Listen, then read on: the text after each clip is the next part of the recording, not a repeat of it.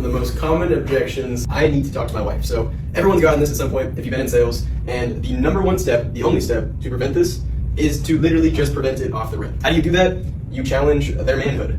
Robert, is this something that you think you can handle on your own, or would you need your wife here to be able to discuss it as well? I don't want anything to get lost in translation if we go any further. No, it'll all be up to me. That's actually good advice. I like that. Selling using identity is an amazing way to close deals. However, here's the problem with that. Let's say you were speaking to someone who was a woman, or you were speaking to someone who mutually paid the bills with their partner. That same question is going to land because they're not going to be chasing the same identity that, say, that man would have been, and it could trigger sales resistance, destroy their trust and relationship with you. So what can we actually do to prevent this for any type of identity? Well, after we've gone through connection, situation, and problem awareness stage, and we have their emotional gap, if they haven't already tied this off in their own head, we need to ask them just a couple questions. And I know you said you have the spouse in the home. Does she know you're looking into this as well, or is this kind of like a secret mission on your part? Either way, we're gonna ask the same thing next. Okay, so like, how does your spouse feel about you actually? And then repeat back their dream results. So for his case, life insurance. Okay, so like, how does your spouse feel about you actually putting some possible protection in place so she doesn't have to worry about the mortgage if something were to happen? Because, you know, her perspective is important too. The client goes off justifying themselves and backing in their own mind why it's important to them and why they would agree with getting the product and service in place. And then they close the door in their own mind. Now we can introduce identities on top of that to solidify it even further, but that's going to be a strategy that is going to prevent it no matter the identity and the avatar you're talking to.